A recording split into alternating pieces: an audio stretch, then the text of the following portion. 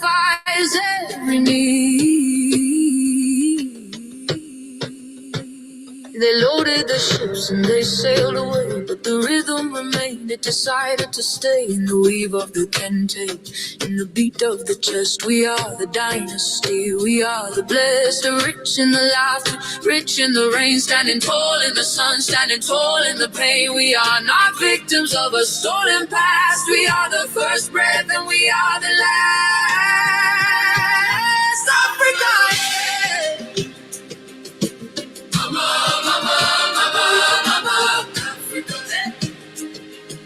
They took the harvest, but we kept the seed.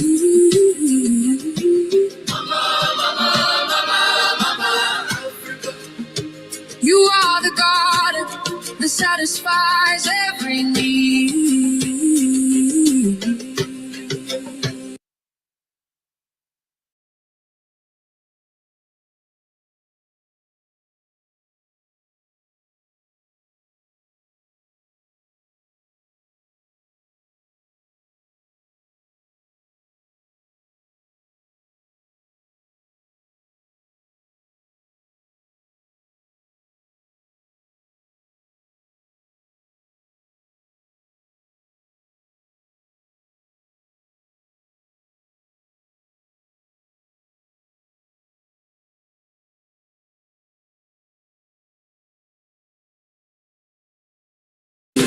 Look at the skin, black gold. Look at the story never fully told. For every diamond they cut from the stone, we grew a king on a spiritual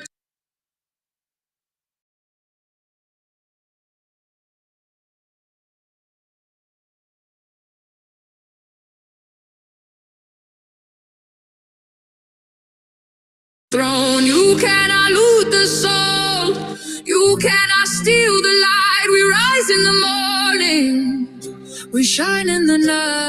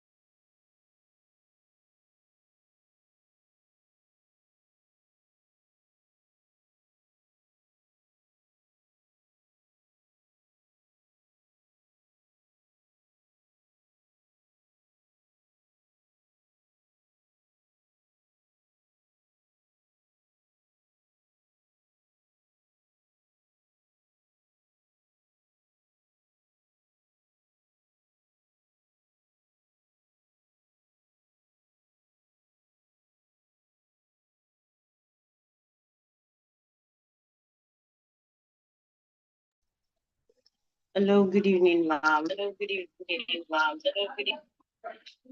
I'm so sorry. I'm trying to alert the community so that they can log in.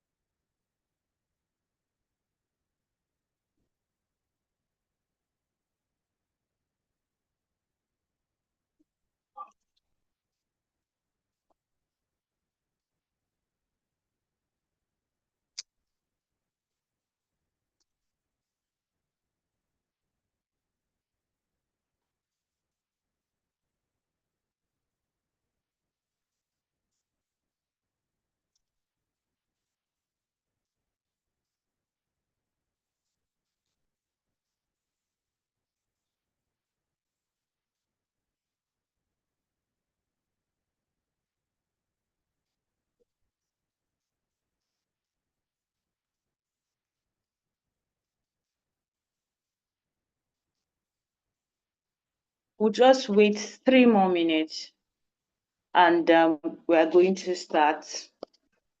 I'm trying to get through to community members to join Impact Blueprint for today.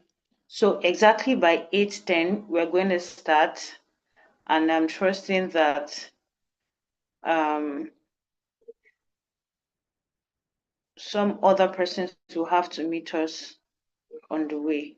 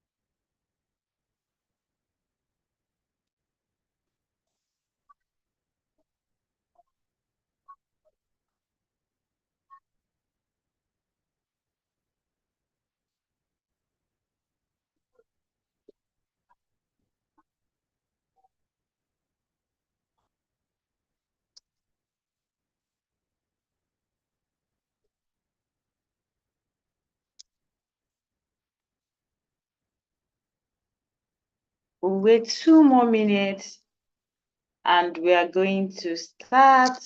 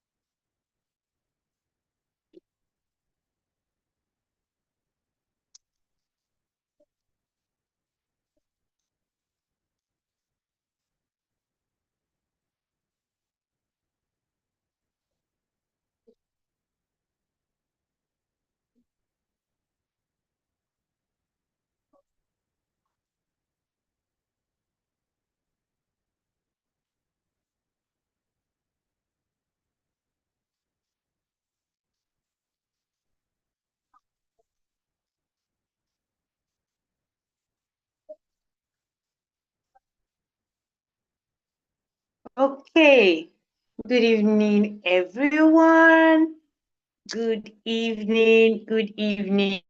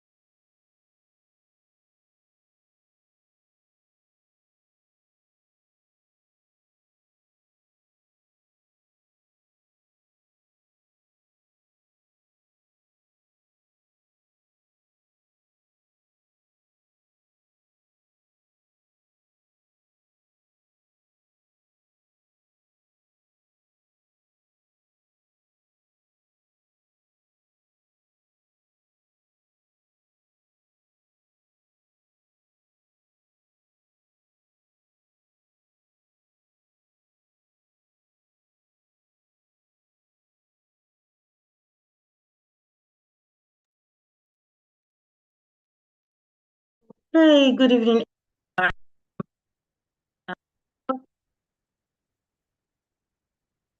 Good evening, everyone. Please confirm you can hear me.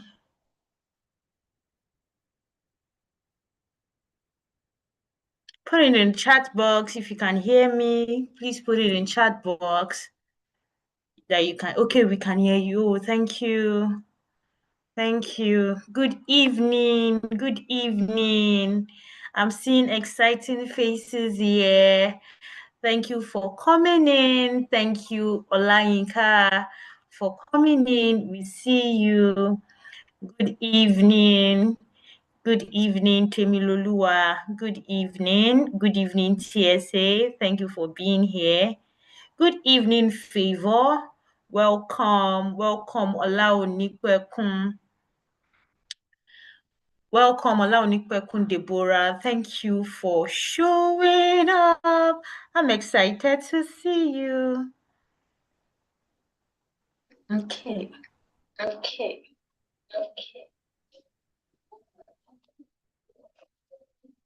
So I think this works better. Okay. I'm not really sure, but I'm trying to use two different devices because of our network. I'm happy to be here. Thank you. I wanted to just quickly in 2 minutes. I want you to put in the chat box how you're feeling this evening. Today is a Friday evening. I want you to be as truthful as possible. Welcome to Impact Blueprint, our first edition with a guest. Yes. So please put in the chat box quickly, how are you feeling this evening? It's a Friday evening. So I just want to know how you're feeling. If I can just get 5 persons to tell me how you're feeling this evening, we're good. We're good. I'm in the chat box.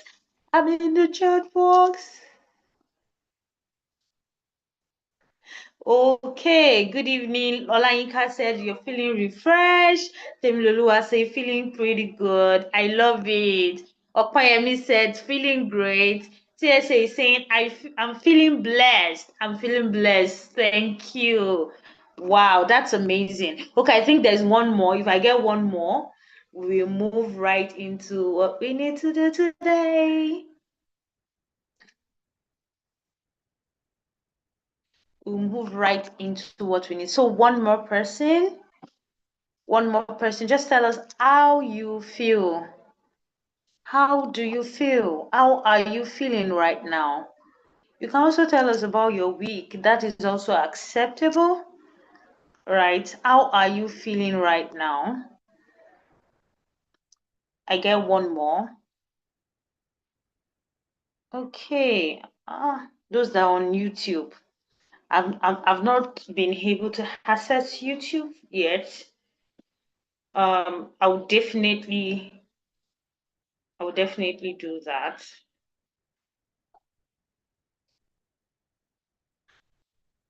I'll try to do that. I would have loved to see how my YouTube people are feeling today. Okay, so while that is going on, right? Thank you so much once again for joining in. We are at Impact Blueprint, and today we are looking at sustainable impact in the agricultural sector, right? We are looking at sustainable impact at the agricultural sector, and today we have a guest. We started last month, and we did a breakdown of what Impact Blueprint is going to be about all the way, right? We did that, what Impact Blueprint will be about all the way. So today we have a guest, and we are just going to jump right into why we are here, right? Okay. I think we have a new YouTube link. Okay. We're just going to jump right into why we are here, why that is loading on, right? Our guest is here. In fact, she has been here for a long time now, right? And I'm privileged. I'm privileged that she's our first guest on this platform. And I've been privileged for about 10 years now to be under her tutelage and mentorship, right? Not just professionally or career-wise, but in several other aspects of life, right? I'm privileged to introduce to you Adeoyolanu Deborah Tulilope. I'm going to be reading a profile now, right? After that, she's going to be coming up and we're going to be asking series of questions. So if you have questions concerning the agricultural sector, she's going to be answering your questions because she's very knowledgeable, very vast, it's not like it's like I'm trying to blow my own trumpet, I feel like I'm blowing my own trumpet, but I also feel that by the time I introduce her and you get to see her talk and, really see her talk and explain some things, you understand that I'm not just blowing the trumpet, like she's really, really, and some of you also know that you know me personally. So if you know me personally, you know that the person that has to be mentoring me, right, that has to have been mentoring me for 10 years, right, it's not a small thing. She's vast like that. So I'm going to be reading her bio now and I'm going to be introducing her. I want to feel the energy in the house. I want her to feel welcomed. The emojis, the chats, I want to be seeing it rolling. Please do not disappoint. Let her feel loved, let her feel appreciated, and let her feel seen today. So as I'll be reading the bio, I want to be seeing your reaction. Immediately after I talk about her, as I read out her bio, she will be coming up and we'll be having this section together. Adeoyolanu Deborah Tulilope is a dynamic agricultural and development economist. She's a researcher, agri-business manager, and sustainability advocate whose work is driven by a deep passion for transforming livelihood through agriculture, value addition, and inclusive economic development. With over 13 years of professional experience spanning across agricultural project management, rural development, agribusiness operations, and policy-oriented research across Africa, she has built a reputation for combining academic excellence with practical field experience to create meaningful impact within farming communities and agri-food system. Deborah recently completed a PhD in agricultural economics at Babcock University, where her research focused on profit insufficiency and value addition amongst tomato processors in Nigeria, with particular attention to improving enterprise performance, reducing post-harvest losses, and strengthening food system.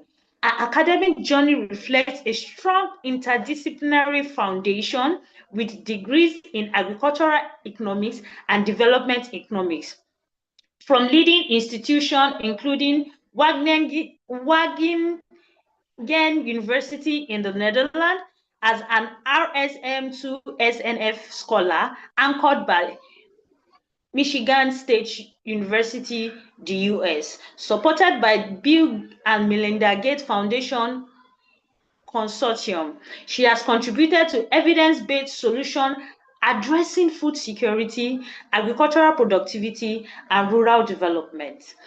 Deborah's professional experience courses across large-scale agricultural operations, agribusiness management, and farmer-focused development initiatives. She has successfully managed extensively agricultural estates and processing operations involving oil palm, cocoa, arable crops production, and broiler production, while overseeing teams, processing facilities, and rural communities engaging initiatives.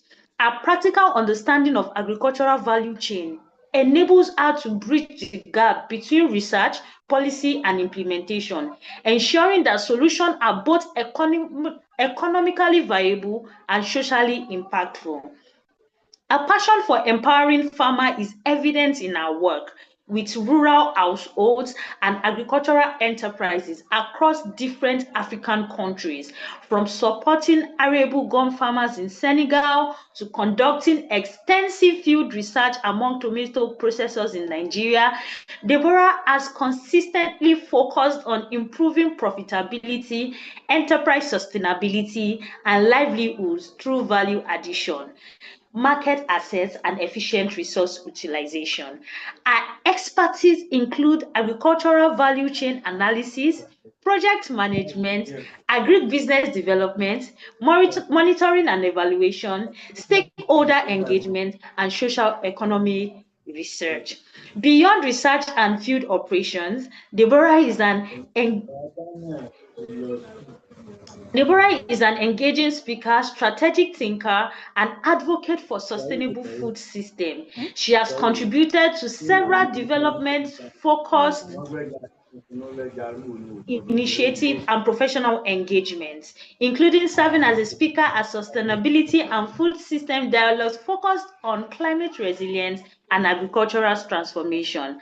Her ability to communicate complex agricultural and economic issues in a practical and relatable manner makes her an influential voice in conversations across food security, agribusiness innovation, and inclusive development in Africa. Driven by excellence, innovation, and service, Deborah continues to position herself at the intercept of research, agribusiness, and development practice. Her vision is centered on building resilient agricultural systems, improving rural livelihood, and advancing policies and investments that promote sustainable economic growth across Africa's agricultural sector. Ladies and gentlemen, I welcome on this platform this evening our guest, Dr. Deborah Adeoyolano. I want to see the emojis. I want to see the emojis, please. Please, where are my emojis? Please celebrate her. I'm not going to bring her in. She's not going to show a video if I don't see them. I have to see them. I'm not seeing them yet. What's going on? What's going on? Yes, I'm seeing it. Good. I love it. Thank you. Thank you. Ma, please, you can show yourself now. I'm excited, even from reading her bio. You can see how she's my mentor. She has mentored me for 10 years. I'm still excited. I'm literally shaking when I'm reading her bio. She does that to me every single time. My mind is blown. My mind is blown. My God. Yes. Yes. Thank you. I'm seeing it now. Please, Ma, you can come up now, ma'am. All right. Good evening, everyone. I'm happy to be here. And thanks to Impact Blueprint for having me. I hope we have engaging time together this evening. It's going to be interactive as much as possible because nobody's an island of knowledge. We can learn together from each other. I hope we have a nice time together. Thank you.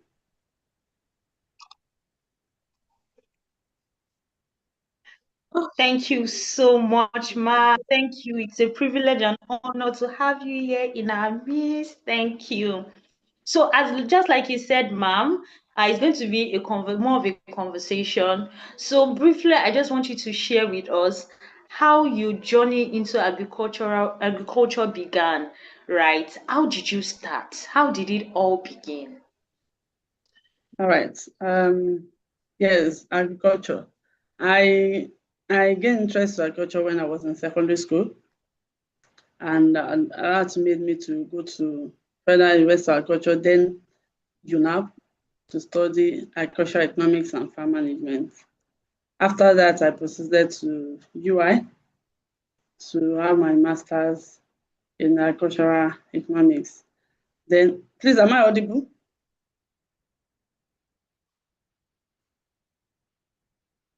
Hello? Yes, very audible. All right. So from there, I proceeded to Wageningen University for another master's where I had my master's in development economics. So I just concluded my PhD at Babcock University in agricultural economics. So that was how I started the journey to agriculture. Thank you.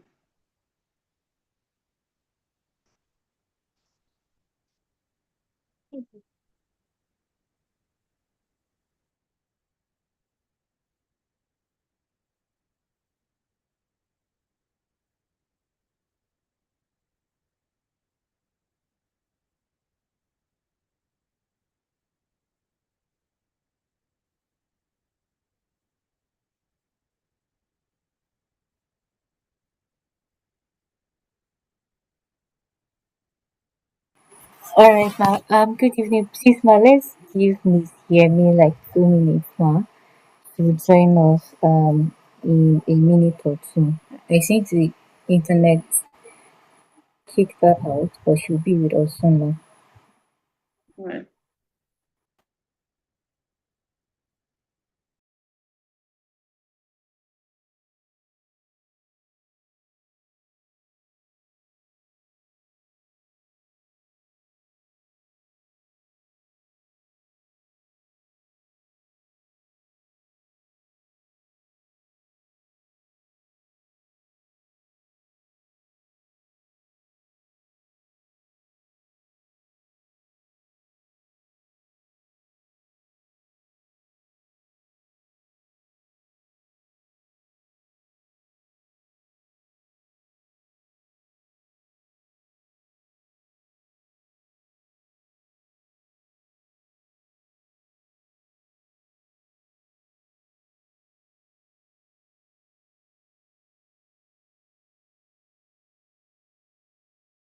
All right, ma. So she's already in the waiting room.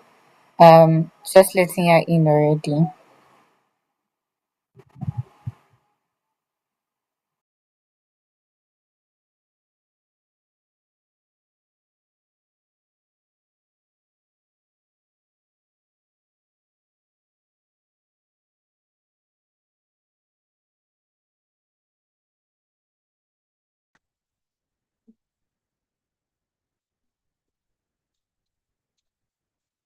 With two different devices, hopefully that will work.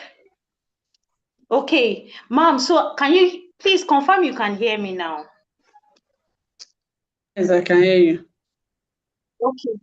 So I was saying that, are you saying that you were not giving agriculture, you chose agriculture yourself? Because while we were growing up, some of us will choose medicine and surgery during jam, but they will give us agriculture. We just take it like that. So are you saying that from the beginning you chose agriculture yourself? Yes, my first choice was agricultural economics, second choice agricultural economics, third choice agricultural economics. So I chose agricultural economics because I had a love of agriculture since I was in secondary school. I was very good in agriculture, so I chose to go for agricultural economics. And I have never regretted doing that.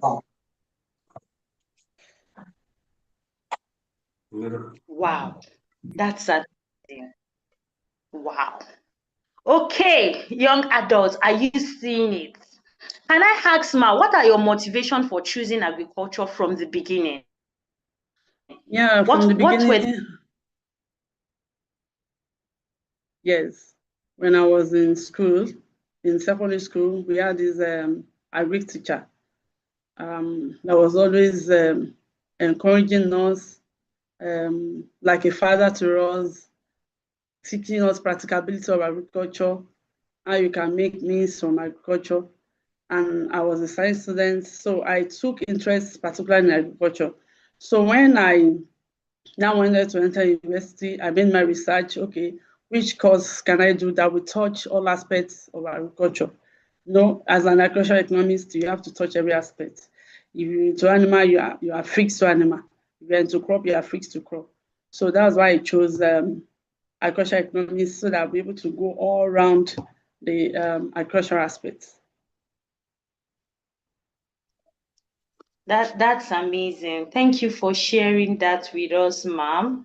Okay, our next question is reading your bio, I learned that you have started, you are professionally, you can say you've been in agriculture for about 13 years.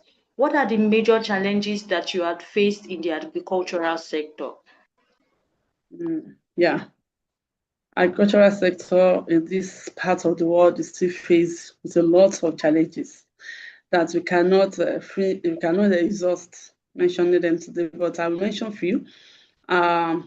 In my experience as an agriculturist, in my profession, I've been able to supervise poultry business, arable and tree crops. So we see that these challenges are cut across all aspects of agriculture. Some of them that I'll mention as follows. We have poor infrastructure. In this part of this world, there's a poor infrastructure in agriculture. Our governments are not really keen about improving the infrastructure in the agricultural sector. By poor infrastructure, what I mean is the road network is very bad. You see most of these, of course, you cannot do agriculture in the town. You do agriculture in the rural area. If you see most of these rural area, you will see that the road network is very, very bad. And this has led to wastages. You see many post-harvest losses on the way. By the time I see those farmers losing their products on the way, they will not be able to link the market.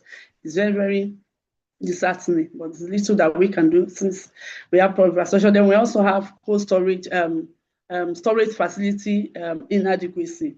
We have peak season and lean season agriculture. So most of this time during the peak season, they have the farmers will not be able to harvest and store towards the lean season. So most of these their products get damaged. Most of our agricultural products are highly perishable. So most of them get damaged. So this is a big challenge for agriculture, and it's telling on the farmers. The downstream sector is the one that has been mostly affected because they bear the brunt most of the time. And also another thing is limited access to finance. Most of these farmers are still operating at primitive level. They don't have access to finance to scale up their farming activities. They don't have enough finance to go into mechanization. Most of them are still using these cutlasses and hoes because mostly I deal with rural farmers, and these rural farmers are the majority of that are feeding the population. There are very many. We have very few that goes into agriculture in large scale. So most of these farmers do not have access to credit because of collateral that they are being asked for, and because most of these financial institutions are also skeptical because agricultural business is very risky. Most of the time, they are also skeptical of giving loan to these farmers. Then we have the issue of this climate change. If you agree with me that recently this ozone layer depletion has affected the climate seriously. You cannot predict rainfall. Before now, you can predict, okay, this time rain will fall, this time there will be dry season, but now it's unpredictable. So agriculture is the climate change has really affected agriculture. This heat wave in poultry recently, some of these broiler poultry, they have heat waves that resulted in high mortality of their chicken. So these are challenges. There's some challenges that we can mitigate. Some are those that we just have to accept them as come. Then we also have this challenge of policy change, inconsistency in our policy. One government comes, for example, they will start anchor borrower. They would have engaged farmers. Before you know it, another government comes, they just cut them abruptly. They just cut them midway. Some of them will have borrowed some things to start thinking that at the end of the day, they'll be able to offset their debts. The policy, they will just change midway. That's been a major one of the challenges. And also have, there's no structural market. Some of these farmers produce their products. There's no structural market, no government to intervene, no off-takers some of the time. So this makes the farmers most of the time to be price takers. They just accept the price that they're being offered just to meet their ends meet. That's why we have most of these farmers, they are much in the pro-poor. When they are mentioning the pro-poor in Nigeria, in developing economies, they are mentioning these farmers. Most of them are seeing this level and they are the one feeding the nation. It's disheartening. I pray that one day our government will wake up to the reality of this. And we also have this knowledge gap, most for this farmer in the rural area. They do not, these innovations, in this aspect of the world where we do not embrace research. There are so many researches, there are so many outcomes, there are so many policy recommendations that are not being implemented. They are not being passed to these farmers. Our extensions workers are not being empowered to go to the rural area to enlighten these farmers. They are still depending on the primitive way they know what they know, the diseases that are sickening their chickens, the diseases that are affecting their plants. So there's this knowledge gap. So I want to stop here because you cannot exhaust the challenges in the agricultural sector in this economy. I just pray that we have intervention from God and we'll get there. Because I have opportunity to travel. So when I was in Europe, I saw that the farmers are part of the richest because the governments buy from them. They buy from them and they subsidize the price to the populace. So the farmers, whenever they produce their products, they don't have problem of where to sell it to. So they encourage them to go into this agriculture. But in this part of this world, we are still far behind. Just pray that there will be intervention from our government. Thank you. Thank you so much, Ma. So profound. I think with the little that I have seen myself, those things are. But I also want to ask. I want to ask a question, a follow-up question on that. Right? You said a lot of issues and matters and challenges for the agricultural sector.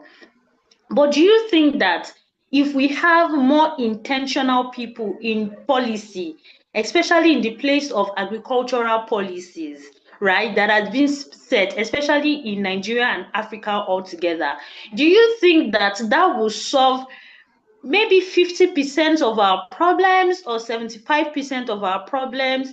People who are intentional, more intentional in the policy sector. What do you think about that, ma'am? The problem is that it's not that we don't have the policy, it's the implementation. You have the policy, to implement it becomes a problem. For example, I was opportune that there was this World Bank loan that wants to be given to scale up our business. But when it wants to come, it has to come through the state government. It cannot go directly to the mass. By the time it gets to the hand of this politician, they would have cut more than half of what the intervention that is coming up. So having the policies is not the issue, but having the right people to implement. If they don't have the right to implement, the policies are there. But for us to implement it, that's the issue we have. So by the time it gets to these politicians, before you know it, get caught. For example, now they want to give a loan of, let's say, 100 million to the farmers. It has to pass through the governments, pass through the state governments, to the institutions. But before it gets to the farmer, the money could have reduced to 20 million, and the farmer will be expected to pay back 100 million. How would the farmer, how will he survive? So the policy, I think the policy is not the issue. The implementation is the issue. The implementation is the issue. Until they allow the technocrats to handle these things, most of the time, they are not putting the round pen in the round hole. So if you don't have somebody that has burden for agriculture, burden for these things, I'm not sure. The policies are there, but the implementation is the problem. So let me see that. Wow. Oh my God. So we are entering into a different dimension entirely. I'm very tempted to enter into that dimension with you because it's very eye-opening that even in agriculture, as rural as we think agriculture is, especially in Nigeria, from what you have said, we are seeing a level of corruption. Just talking about the loan now, you are getting a loan, and by the time it gets to the farmer, 100 million loan, and by the time it gets to the farmer, maybe 10 million. That's even if it gets to 10 million. That level of corruption. And can you also say that it's also a leadership problem? Yes. Can you also say it's a leadership problem? Yes, it's a leadership problem because if you do the right thing, we get the right results. It's not a rocket science. It's as simple as that. You do the right thing, then you get the right results. But we are doing the wrong thing consistently. You consistently get the wrong results. So it's a leadership problem. Wow. So, ma'am, will you also say that we need to mentor more people and encourage more people with good leadership traits in the agricultural sector. That we are not just talking about leadership in politics alone, right? But we are also looking at even leadership in the agricultural sector. Is that what we are looking at Yes, now? if you have leadership in agricultural sector, sometimes agriculture, if you want to really practice agriculture, it's capital intensive. So we have mentors. If we have mentors in agriculture that are ready to hold the hands of the young ones that are interested, to finance it, to give them the necessary support, then I think we'll be able to get it right. If we are still waiting for the policy, waiting for the government, I think that would be a long dream to achieve. But if we have good mentors that are ready to hold the hands of these people, I think we will have headway. Thank you so much for sharing that with us, ma'am. That has been so insightful into the agricultural sector. I'm going to ask you now the next question. What are the major I know that in the agricultural sector, with the things that you've been able to do, right? I want you to just highlight 2 to 3 or even 5 lessons, leadership lessons that you have learned, especially in the agricultural sector. In agricultural sector, I've seen that if you want to do agricultural sector very well, you have to build people. You cannot do it all alone. You have to train people up, because agriculture is very, very the chain is very, very wide. Is the agricultural value chain is very wide. You can't do it all alone by yourself. There's no way you can fill all the chain by yourself. So you have to build people up. So in leadership, when you train people, you give them opportunity to grow. When you allow people to grow, when you even maybe you have a project, when the project ends, what you have taught them, what they have learned from you, you be with them for life. So they too can replicate it, then you can have more leaders in agricultural sector. Then another thing is that you listen. You listen as agricultural leaders, you have to listen to people. If you don't listen, there's no way you'll be able to know their problem that you want to solve. For example, we work with farmers. If you don't listen, they are the one that on the farm, they are the one on the field, they know what they need, they know their problem. If you don't listen, as an agricultural leader, you have to have a listening here. You listen to people, you carry them along so that you're able to solve their problem. Then you engage the stakeholder. You have meeting with, in the agricultural value chain, we have so many stakeholders. We have the chain is long. We have the producer, the farmers, majorly the farmers. They are the major stakeholder in the downstream. Then in the midstream, we have so many actors. We have the input suppliers, we have the transporters, we have the marketers, we have the people that package, we have the processors, and in the midstream before it gets to the final consumer. So you have to carry these people along. Then, as a leader in agricultural sector, your integrity matters. You let them know your yes is yes, your no is no. If you don't have a solution to a problem that has been raised, you can tell them, okay, let me go and research, I'll get back to you. So because your integrity matters, especially these rural people. If they see that they are rural, if they see that there's a bit of doubt in you, next time you come, they won't listen to you. So you have, as a leader in agriculture, you have to build your integrity. And then you have to be consistent. Agriculture is not a money-making machine, but it's a money-making machine too, if you can be consistent. It's a long-term project, it's a long-term business.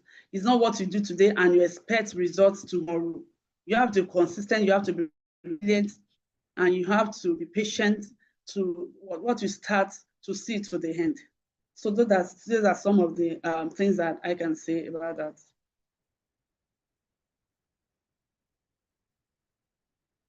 So profound. Thank you so much, Ma. I'm going to just highlight it just in case you didn't hear her very well. She said build people. Even in the agricultural sector, you can't do it by yourself. You have to build people, right? Then learn to listen to all stakeholders. No matter how knowledgeable you are, listen to all stakeholders, right? Then your integrity matters. It's even, you'll be wondering why. She has said it though. Agriculture is not you just going to the farm and farming. Your integrity matters, especially if you're going to be working with people, and also be consistent, right? Be consistent. You can't do it today and not do it tomorrow. You have to consistently show up.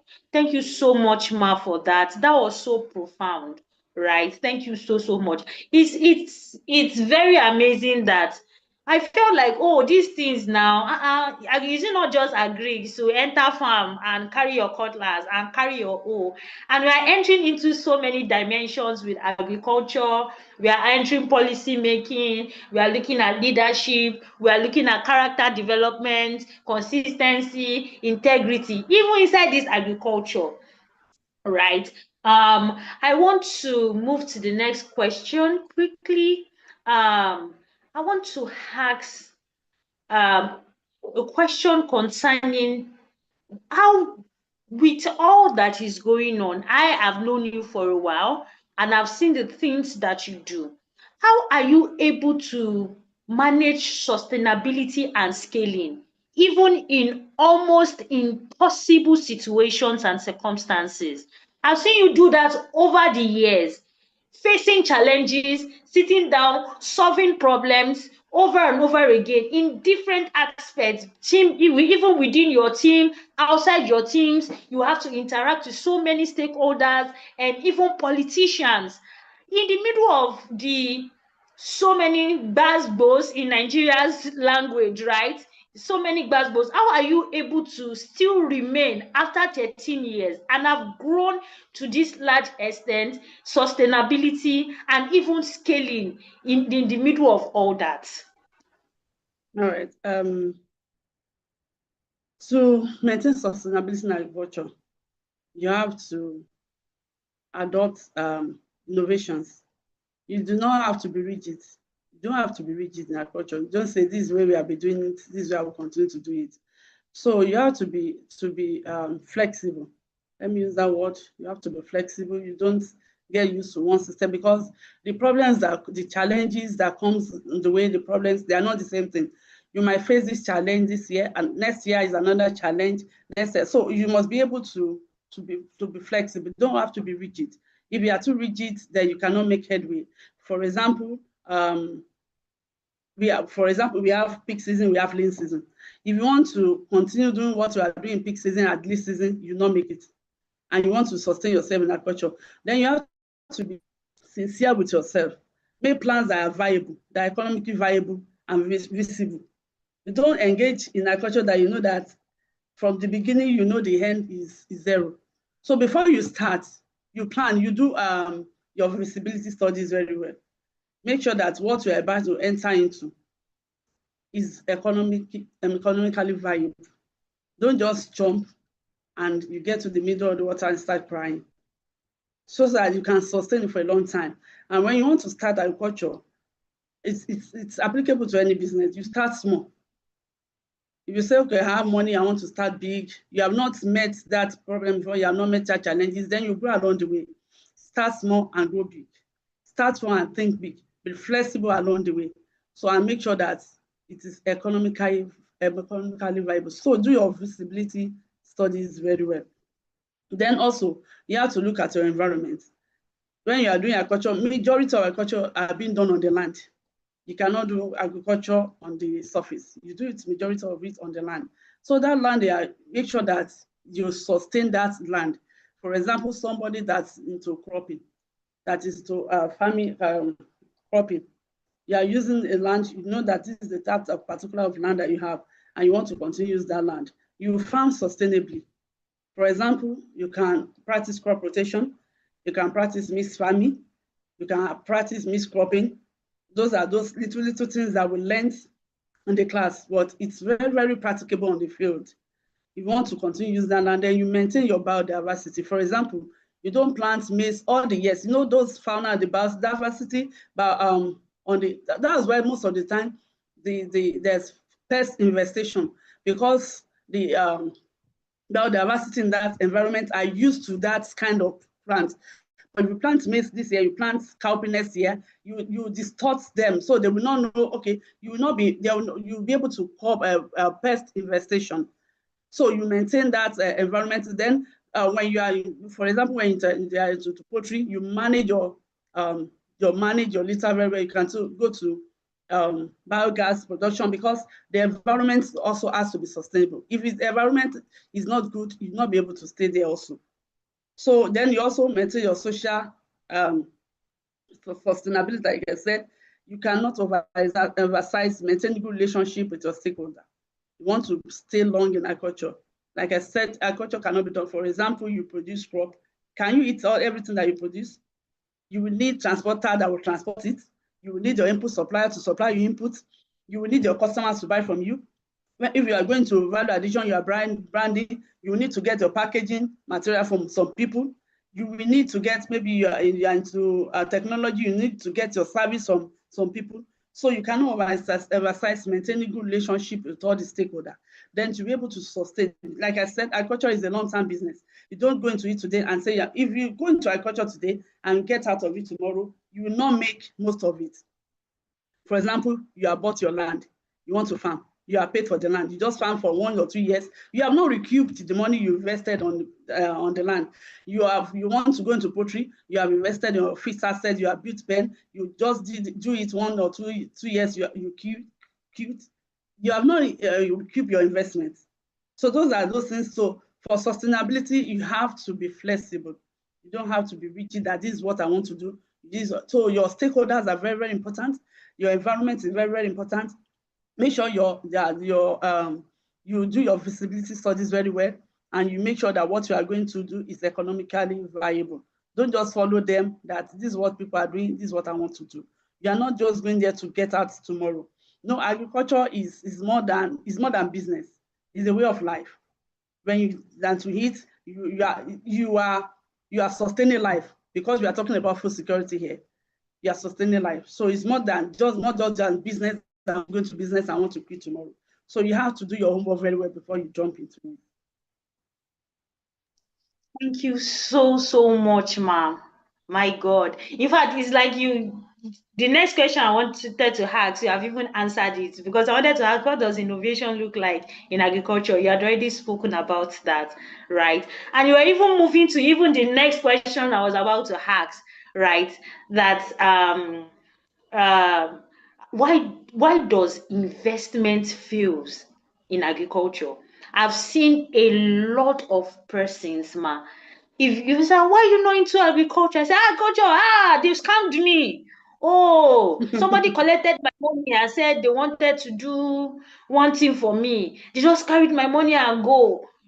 Somebody just called me and said, bring money, let me do something for you. And they said the thing failed, it didn't work.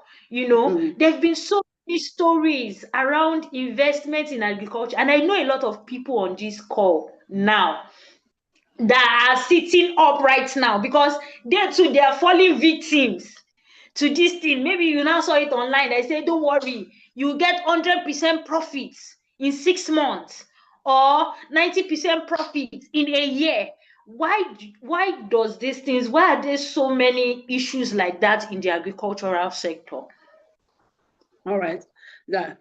Let me talk more about the innovation that you talked about. In agriculture, like I said, it's a matter of food security issue, and also a means of alleviating poverty. So there's no way we will not embrace innovation in agriculture.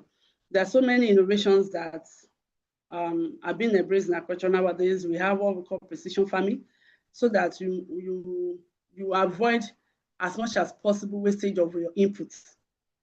So there's what we call precision farming. For example, you want to plant, you do your calculation, you know how many seeds you need per hectare. You don't just broadcast and expecting that, okay, it's one that survived. No, you do your homework very well, so that you can, from the beginning, you can calculate your gain. Then we have this for also this irrigation system. There's precision irrigation now. Don't just wait. You make sure that there are drips now that are being used, that you make sure that the water goes to the roots of the plants, of the crop. So don't just waste water. Water is now a scarce commodity. So you want to manage all your resources as much as possible. Then there's all those processing technologies, innovations. Most of these farmers are now going to value addition. You know, by the time you had value, you're able to command more price, then you're able to reduce post-harvest losses. Then we also have climate smart agriculture. That's why you see some people going into all these greenhouse farming. No, because like I said, one of the response of mitigating the climate issue is going to greenhouse farming. You see people are now embracing greenhouse farming. You'll be able to maintain the atmosphere, the humidity, the temperature of your crop. Then we also have this, if you are into poultry, you can also decide, okay, the bird will hit this so number of birds. I'm expecting this number of kg. So those are these new innovations. No, it's not that you just continue farming, continue feeding, continue doing things, so that you'll be able, it will help you to calculate your cost. You minimize your cost, then you can maximize your profit. So that's what I want to say about that. Then about people that are saying agriculture is failing. Yes, it will fail, because many people think that agriculture is what you can just wake up one day and get into. No, agriculture has gone beyond that. It has gone beyond that. So we want to go to agriculture. It's a very lucrative business, but make sure you get the required competence. Go for the training. Know which aspect of agriculture you want to go into. We have crop, we have fishery, we have poultry, we have tree crops, we have bee farming. We have so many aspects. Know which one you want. Don't be master of jack of all trades, master of none. Build your competency in the aspect you want to go to. And I've also said there are so many actors in the value chain. You can choose the actors you want to belong to. Maybe you want to produce, then you want to produce, you want to process, you want to be supplying inputs. There are so many nodes that individual can pick and become master in that place. But if you want to do everything by yourself, it's not that it's not possible, but at least you start from one, make sure you master it very well. But I will advise that as you are starting, pick one node or the value chain, master it, learn the required skills. If you want to go into any business, you don't have to do it. People that you want to employ, they will scam you. In this part of the world, that's it. They will scam you if they say that you don't have knowledge about it. But for example, you want to raise 50 pots, you have calculated, you have made your own calculation, you know that so number of feeds is what they will eat before they achieve this so kg. If you now employ one labor and you bought that number of bags of feed, and it's not telling you that, you know that something, you will know that something has gone wrong. But if you don't have required skills, the competence, you are putting hands on somebody. Agriculture is a business that you have to sit down with. Yes, you can't just do agriculture and go and sleep and think that you get results. No, you have to sit down with it, but learn the required skill. Know the node you want to go into. When you know, okay, this is what I want to go into, this is the area I want to go into, then you will know that, okay, you will know what you want to do about it. Then keep proper record. Most farmers don't keep proper record. I and my husband used to make jest of some of these farmers. They will tell you they make this gain, they make that gain. They will not quantify their own labor. They will not quantify the time, all those transaction costs, the money for maybe for transportation, the money when I was, all those costs. Have a proper record. That is when you will know whether you are growing or not. That is know when to start or when to move on. That's when you know when to scale up. Okay, I've overcome this order, I can scale up. So proper recording is very, very key. If you want to, then you embrace technology as much as possible. Embrace technology. We cannot emphasize it. What technology will do for you in maybe 2 days. If you want to do it manually, you can be using 3 weeks, and it might not be sustainable. So embrace technology, but as much as possible, and know which value chain, the node that you want to focus on, so that you get the required skill and competency. My God, that is so insightful. Thank you so much, Ma. I will ask that we please begin to drop our questions both on Zoom and on YouTube, looking at both apps. So please drop your questions. Even as I move to the next questions, the next question now. Ma'am, I want you to talk about systems and legacy in agriculture. And I also, just like you had just said, you had talked about knowing the specializations you want to go to in agriculture, learning it, and all that. I also want you to talk more about legacy in the agricultural system, legacy systems in the agriculture. And I also want you to talk about, especially for maybe an elderly person. I used to tell elderly people, poultry is not retirement plan, yo. You know, I've seen a lot of elderly person that will just come and say, oh, that they are collecting their gratuity. Maybe they are in the energy sector, or they were a civil servant, maybe even a teacher in school, and they want to collect their retiring, and you know, they are thinking about their legacy, and they are thinking about, oh, they want to go and do poultry. So I want you to talk about, you know, legacy generally in the agricultural sector, and also to the elderly persons who are looking into, you know, going into agriculture as well. All right. Like I said earlier, to build legacy, you have to train people. You cannot emphasize that you build up people. That's when you train the people, the legacy you train them will outlive you. You cannot do it by, so what you know, you pour it to others. As men that you see that they're interested in it, you pour what you know. You know, most of this time you are busy, you are falling, you have learned one thing or the other, then you can pour it to people. So thereby you are building the institution, you build your institution, build people around you, empower them. Then the legacy you leave with them will build them, train people. Then, like I said, you develop sustainable business. Let the business be sustainable. Let the system be able to stand on its own. Which also is also business like other business. Let it be sustainable business that will be able to stand on its own. Let that be structure. Put structure into whatever you are doing. Let that be standing structure, so that when you're not there, the business can be running. Then you strengthen your value chain, like I said, strengthen your value chain. For example, you want to get your input, you don't need to go there every time. When you strengthen them, you build relationship with them. You can just call. You can just send message. You can just send people. I agree. It's very, very wide. You cannot be run at a scale to make things done. So you have to strengthen your value chain. Then you have to support youth. So there's so many youth, women. You support them in agriculture. So when you support them, then you also create your marketing structure. Create marketing structure. Know who your customers are. Know who you want to sell to. Create your own marketing structure. You cannot, you know, there are so many segments of people in the society.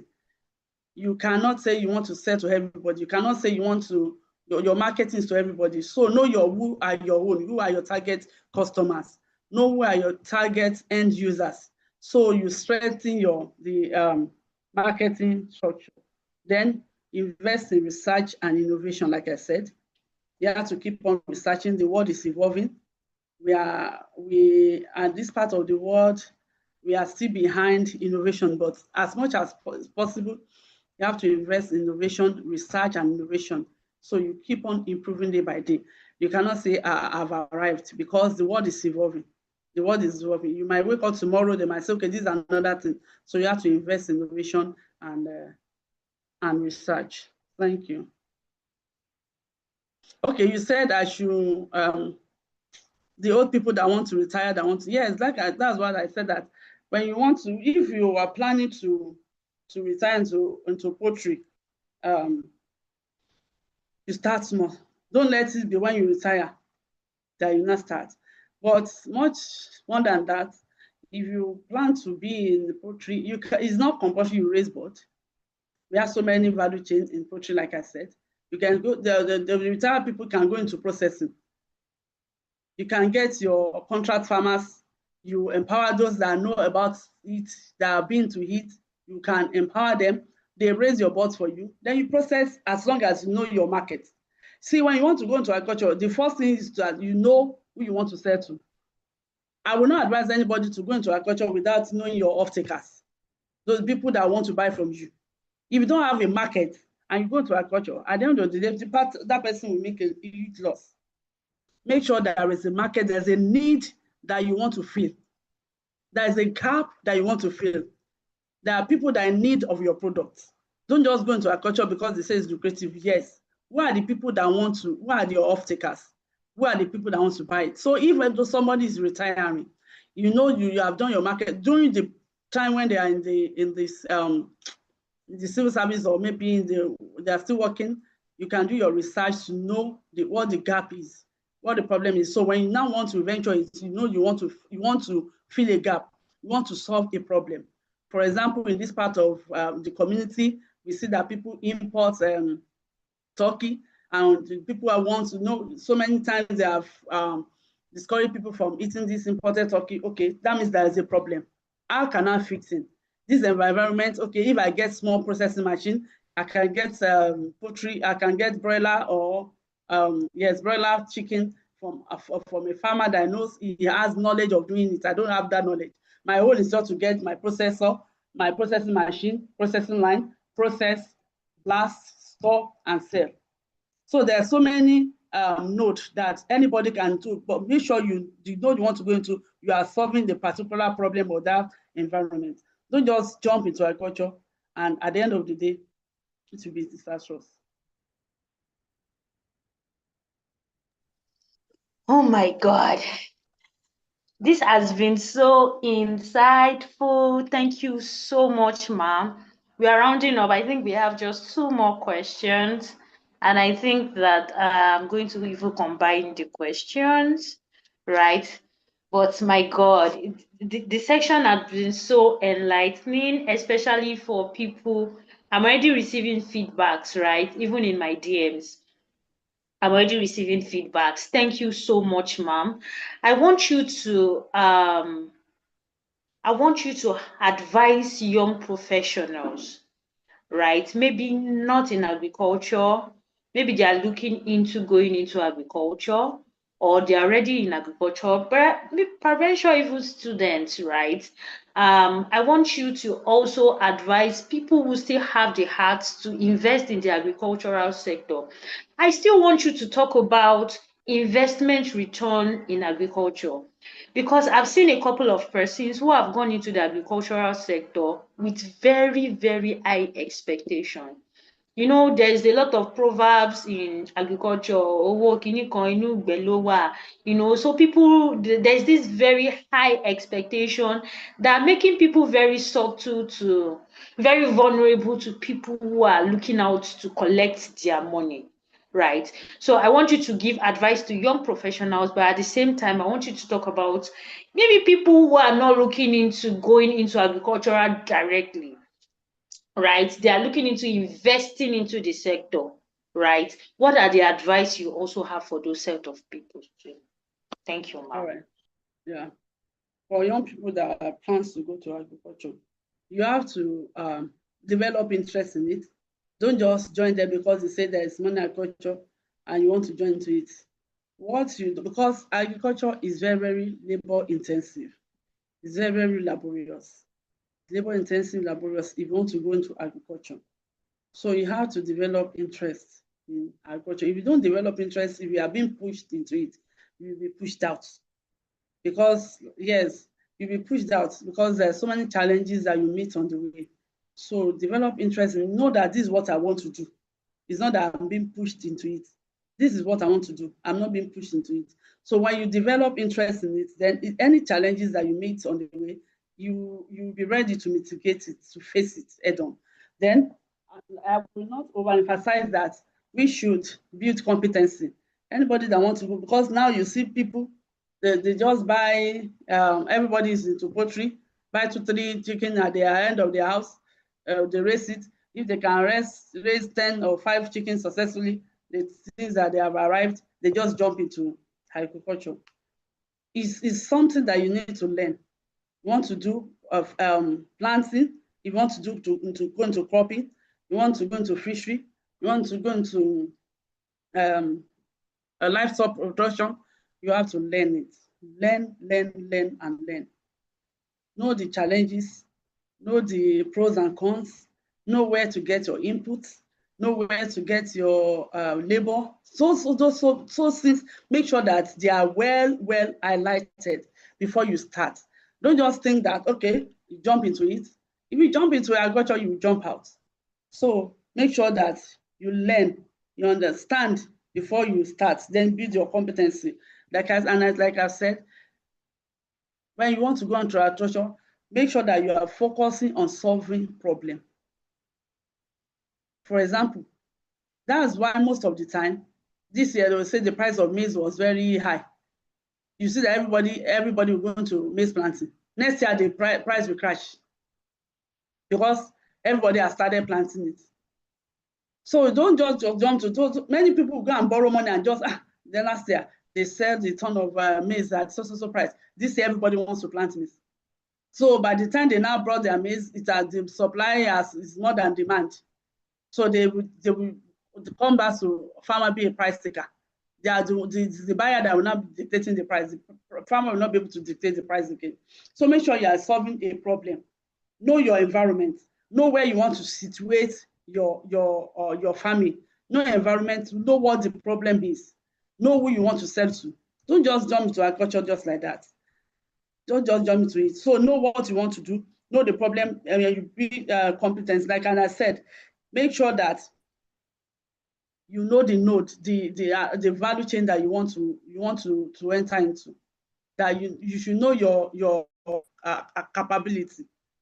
You want to go into planting. So for somebody that does not like staying in rural area, and you not say you want to go into planting, it's dead on arrival.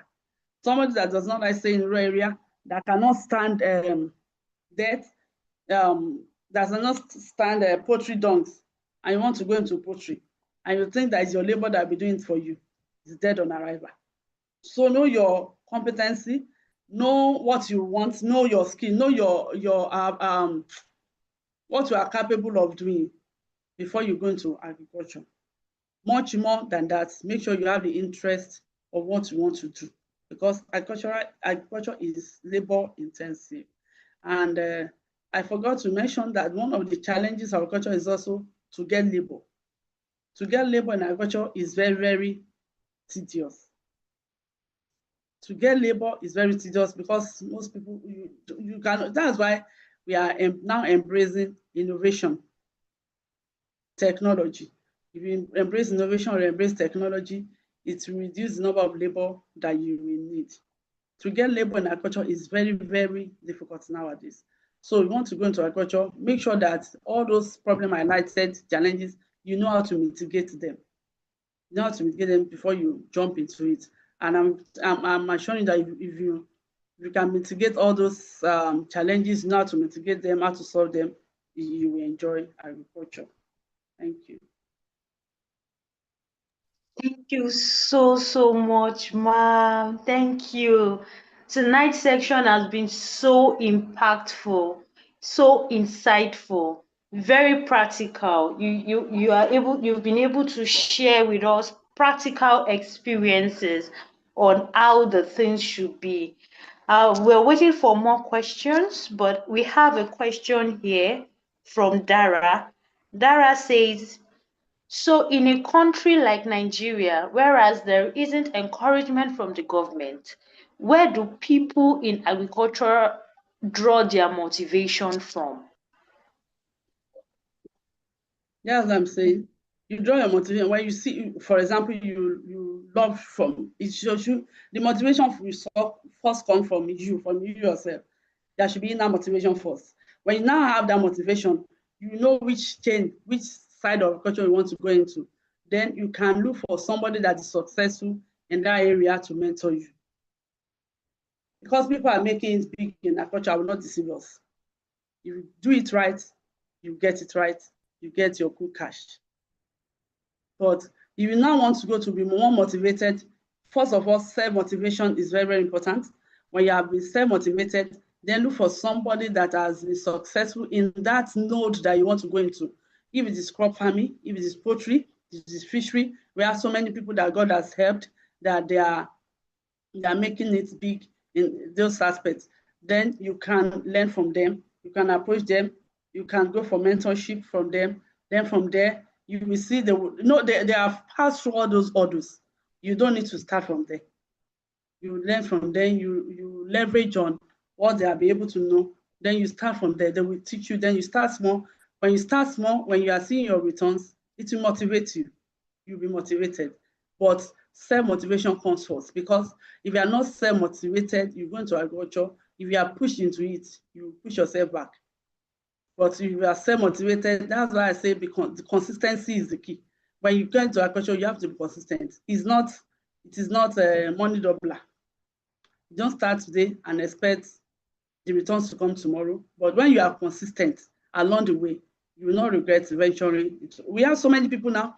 We have doctors, we have engineers, we have people that are now coming back to agriculture. We have people that don't know anything, but they are coming to agriculture. What they do, most of them, what they do is that if they can't learn, they use money to pay the experts to do it on their behalf. But much more, I would advise that any youth that want to go into it, you learn the basics, grow through the line, be consistent, become master in it by yourself. So by the time you get to a certain age, you'll be able to build other people up. So that's what I want to say. Thank you so much, Ma. My God, today has been so good. I was just saying to myself now, and I think a lot of people on this call will agree with me, that the insights we got on tonight's program, the insights we got for free, is what people use money to go and sit down at conferences to learn. Please, if you agree with me, I want to see it in the chat box. Please put it in the chat box that tonight's program has been very valuable. I want to know if I asked you that, oh yeah, come and pay money to join this, you would have paid money to do it. I want to know. Because for me, I felt like there are even some conferences I have had to pay for that the value I got, I'm not sure that what is going on here tonight can even cover for it. Thank you so much, ma'am. Thank you so much for your time. Before we go, I don't know if there's anybody else. I'm trying to even look at YouTube. Before you go, and I would like to know, for those who would like to connect with you, if I don't know what platforms that they can connect with you on, that they can reach out to you on and connect with you on. Maybe they have questions or they just want to connect with you. They also want you to mentor them, because I know you mentor a lot of people. She is very busy, very busy. Getting her here is a privilege that I do not take for granted at all. It's in the middle of a bass season. There is not even time for boss. It's a very busy season for her. But if there's any platform they can reach out to you at, they want to ask more questions, they need a level of mentorship from you, where can they reach out to you? All right. Let me drop my WhatsApp contact. You can reach me on my WhatsApp. I'm not a social media person, so let me give out my WhatsApp contact. Can I go ahead, or should I type it? Yes, ma'am. Go ahead, ma'am. All right. 070 69 22 5379.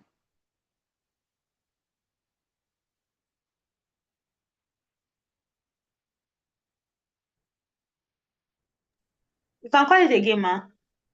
070 69 22 5379.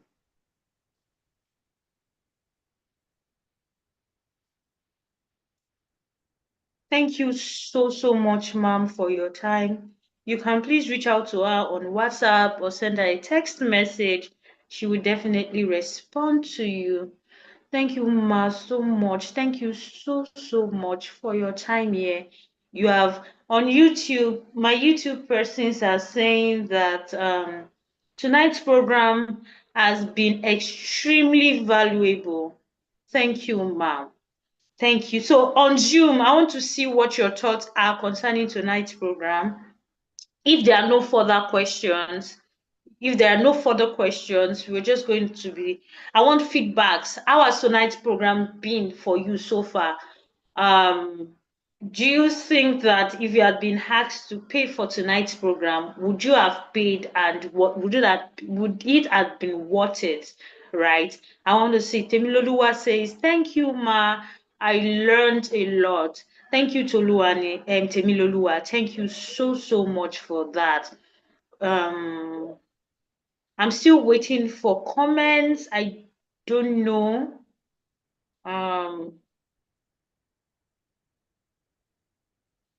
I don't know if I get 2 more comments, we're just going to, insightful, and my YouTube. I think my YouTube people they are really, I'm sorry, YouTube, I've not been paying so much attention to the YouTube, right? YouTube says insightful and eye-opening. Thank you so much, Ma. Thank you so much for that. I'm still looking at Zoom and I'm still waiting for update on our Zoom audience, right? Thank you for this. It's inspiring, insightful, and educative.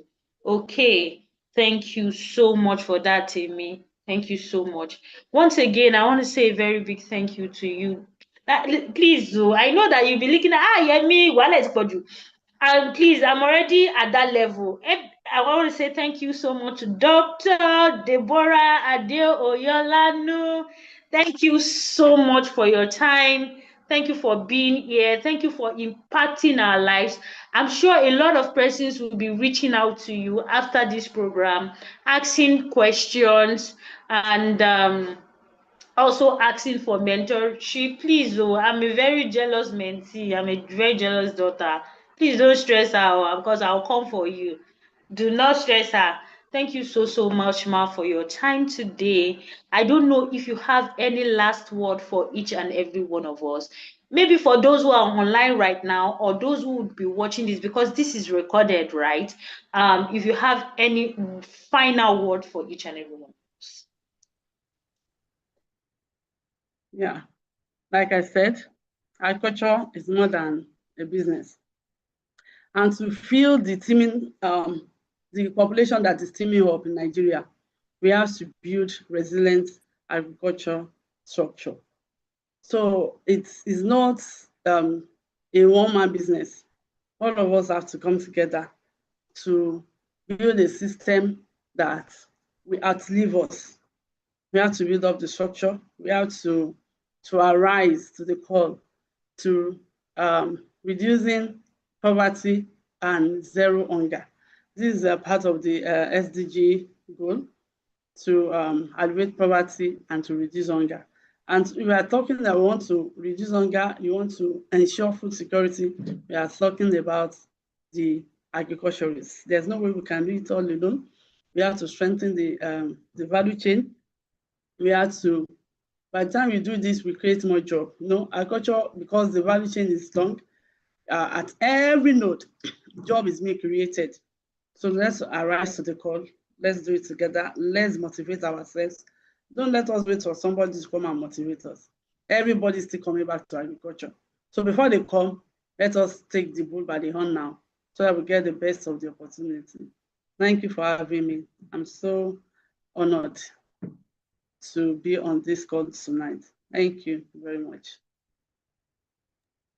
Thank you so much, Ma. Please, everyone, say thank you to her for us. Thank you. Thank you. Thank you so much. Thank you so much, Ma. Please, did you hear when she said everybody is coming back to agriculture? Nobody is coming to save us. Nobody is coming to help us. The earlier, the better. Yes, she said it. Everybody is still coming back to agriculture. Nobody is coming to save us. All of you that are waiting for the government is not, The government is not coming to save us. We all have to be involved. We take the bull by the horn. Thank you so much once again, Dr. Mrs., for being here with us. We really appreciate you and we do not take you for granted.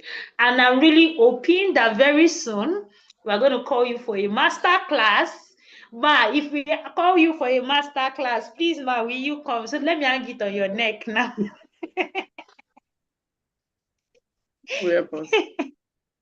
Thank you so much, man. Thank you so much. We love you, we appreciate you, and we hope to see you very soon. And we can't wait to begin to show you the seed of today's time that you have invested into each and every one of us. We do not take you for granted. And me, I'm going to come and see you at the back. Baby privileges. Thank you so much. Thank you, everyone. Thank you so much. Admin, they're going to be posting our if you want to join the global community, they're going to be dropping the link. They're also going to be dropping the link to all our social media platforms. Please follow us on LinkedIn, Instagram, Facebook, WhatsApp. We have a channel on WhatsApp. Yes. I say I'm going to find a mentor and get right into agriculture. Yes, Demiloluwa, you should do that. Dara says everybody is still coming back to agriculture. Yes, everybody is still coming back to agriculture. Please join our global community WhatsApp channel.